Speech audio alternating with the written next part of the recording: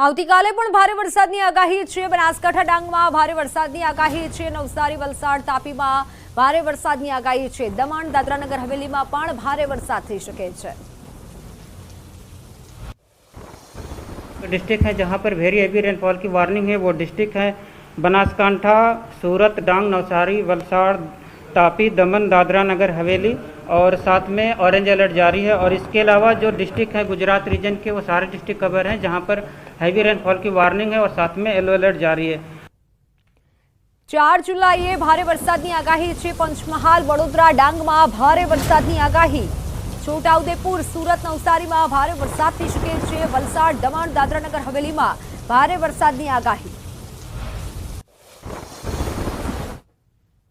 Day 3 की बात करेंगे तो डे 3 के लिए पंचमहल, बड़ोदरा, छोटा उदयपुर, सूरत, डांग, नवसारी, वलसाड़, दमन और दादरा नगर हवेली डिस्ट्रिक्ट शामिल है जहां पर हैवी रेनफॉल की वार्निंग है और साथ में येलो अलर्ट जारी है।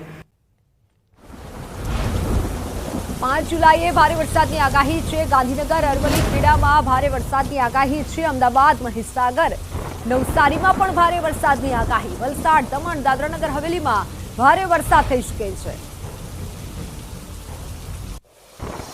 डे 4 की बात करेंगे तो डे 4 के लिए गांधीनगर, अरावली, खेड़ा, अहमदाबाद, महीसागर, नवसारी, वलसाड़, दमन और दादरा नगर हवेली के लिए हैवी रेनफॉल की वार्निंग और साथ में येलो अलर्ट जारी है।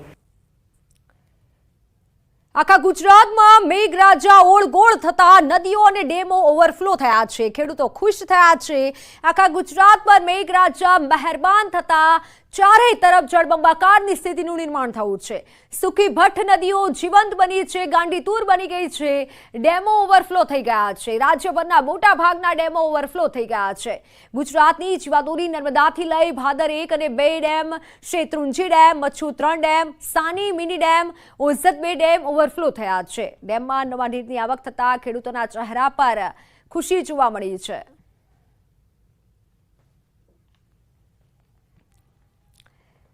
તો મોરબીમાં બ્રાહ્મણી 2 ડેમના 5 દરવાજા 0.3 મીટર જેટલા ખોલાયા છે। હળવદના સુરસ્વાવ નજીક આવેલ છે બ્રાહ્મણી 2 ડેમ। 4397 ક્યુસેક પાણીની આવક સામે 4497 ક્યુસેક પાણીની જાવક ચાલુ છે। હેઠવાસમાં આવતા 11 ગામોને પણ એલર્ટ કરાયા છે। સુસવાવ, ટીકર, મિયાણી, મયુરનગર, માનગઢ, ખોડ, કેદારિયા, ચાડદ્રા અને સાથે અચિતગઢ, ધનાળા અને રાયસંગપુર ગામને પણ એલર્ટ અપાયું છે।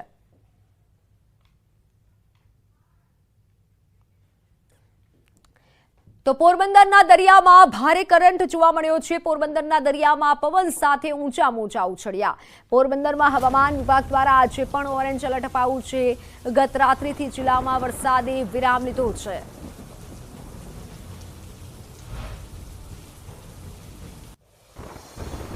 પોરબંદર જિલ્લામાં 3 દિવસ સુધી જે રીતે વરસાદી માહોલ છે તે જોવા મળ્યો હતો, ત્યારબાદ આજે વહેલી સવારથી જે રીતે વરસાદ છે તે વરસાદે વિરામ લીધો છે।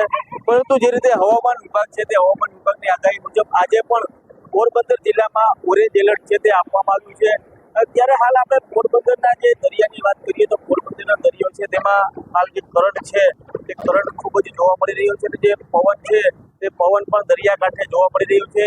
દરિયામાં જે મોજા જે છે તે દરિયામાં ઉછળી રહ્યા છે અને ખાસ કરીને જે દરિયો છે તેનો રંગ પણ બદલાયો જોવા મળી રહ્યો છે અને કાળો જે ડોર છે તે દરિયામાં જોવા મળી રહ્યો છે। કહી શકાય કે પવન અને મોજા જે છે તે દરિયામાં જોવા મળી રહ્યા છે અને દરિયામાં ભારે કરંટ હાલ વર્તાઈ રહ્યો છે। કહી શકાય કે જે આગાહી જે હવામાન વિભાગની છે હાલ સવારથી વાદળછાયું વાતાવરણ છે અને વરસાદી વિરામ લીધો છે, પરંતુ હજુ પણ જે રીતે હવામાન વિભાગની આગાહી મુજબ પોરબંદર જિલ્લામાં વરસાદની શક્યતા છે જોવાઈ રહી છે। ત્યારે હાલ જે દરિયો છે તે દરિયામાં ભારે કરંટ છે તે જોવા મળી રહ્યો છે। પ્રદેશ સેલુ, ન્યૂઝ 18 ગુજરાતી, પોરબંદર। તો બનાસકાંઠામાં ભારત પાકિસ્તાન સરહદ પર આવેલ નડાબેટમાં ધોધમાર વરસાદ વરસી રહ્યો છે। નડાબેટના રણમાં પાણી ભરાતા રણ દરિયો બન્યું છે। નડાબેટનો રણ વિસ્તાર પાણી ભરાવાથી દરિયો બનતા અદ્ભુત દ્રશ્યો સર્જાયા છે। નડાબેટમાં અત્યારે ધોધમાર વરસાદ થઈ રહ્યો છે।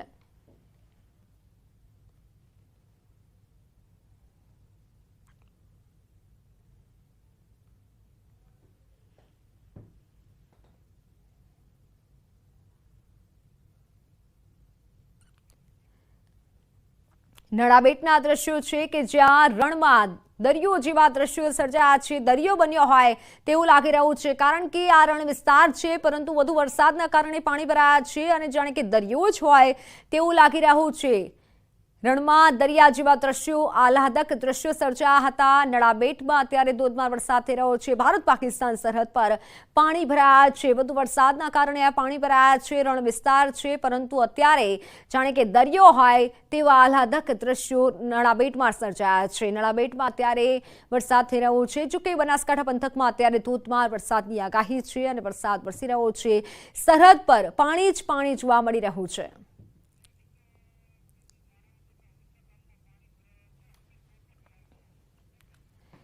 તો માણાવદરમાં ઓસા ગામમાં જે પાણી ભરાયા છે, માંગરોળનું ઓસા ગામ કે જ્યાં પાણી ભરાયા છે, મારી સાથે સંવાદદાતા અંકિત જોડાઈ ચૂક્યા છે।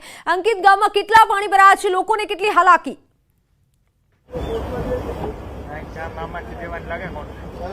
ચોક્કસ સૌપ્રથમ તો હું કેમેરામેનને વિનંતી કરીશ કે તે આ દ્રશ્યો બતાવવાનો પ્રયત્ન કરે। છેલ્લા 2 દિવસથી ગામમાં વીજ પુરવઠો ખોરવાઈ ચૂક્યો છે અને હાલ અત્યારે વીજ પુરવઠો કાર્યરત થાય તેના માટેના પ્રયત્નો છે તે હાલ અત્યારે હાથ ધરવામાં આવ્યા છે। આજુબાજુની તમામ પરિસ્થિતિ જોતા, તમામ જે દ્રશ્યો જોતા જળબંબાકારની પરિસ્થિતિનું નિર્માણ થઈ ચૂક્યું છે। આપ દ્રશ્યોમાં પણ જોઈ રહ્યા છો કે કઈ રીતે લોકોને પારાવાર મુશ્કેલીનો સામનો છે તે ખાસ કરીને કરવો પડી રહ્યો છે।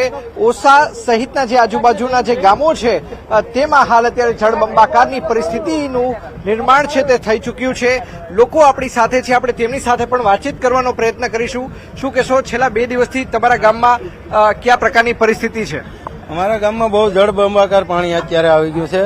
માંગરોળ તાલુકાનો ઓછા ગામ બહુ જ હાલાકીનો સામનો કરો। આ તમે જોઈ શકો છો, પાણી જ્યાં જો ત્યાં પાણી દેખાઈ રહ્યું છે। અત્યારે ખાવા પીવાના માણસને બહુ જ ફાંકા થઈ ગયા છે, કારણ કે ઘરમાં કંઈ રહ્યું નથી। વરસાદને કારણે બધું પલળી ગયું છે। અનાજ દાણો જે કંઈ હોય એ બધો પલળી ગયો છે, વરસાદને કારણે પલળી ગયો છે અને ડાયરેક્ટ સીધી સેલ આવી ગઈ છે પેલાજપુરમાં।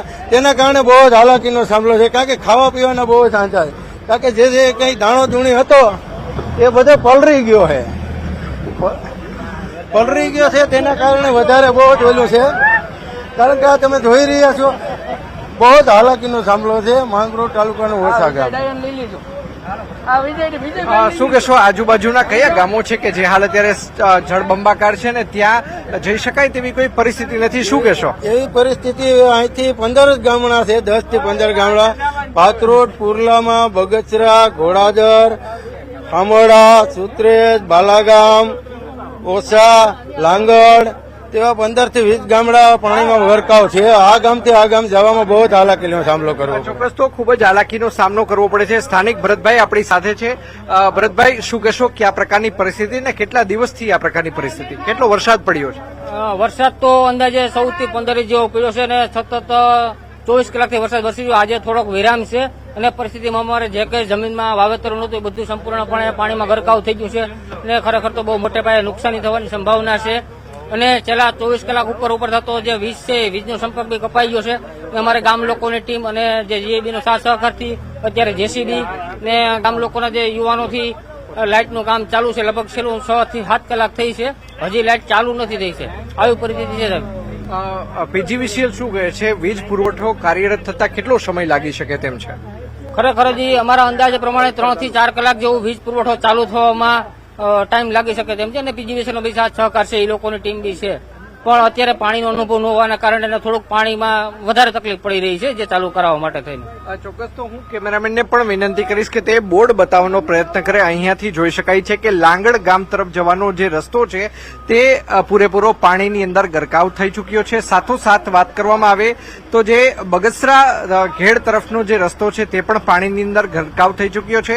સાથોસાથ ફુલરામા તરફ જવાનો રસ્તો છે તે પાણીની અંદર ગરકાવ થઈ ચૂક્યો છે અને જેના જ કારણે લોકોએ એક જગ્યાએથી જો બીજી જગ્યાએ જવું હોય તો ટ્રેક્ટરનો સહારો લેવો પડે છે અથવા તો જેસીબીનો સહારો લેવો પડે છે। આ પ્રકારની પરિસ્થિતિનું નિર્માણ થયું છે। ચારેય બિલકુલ અંકિત, આભાર માહિતી બદલ।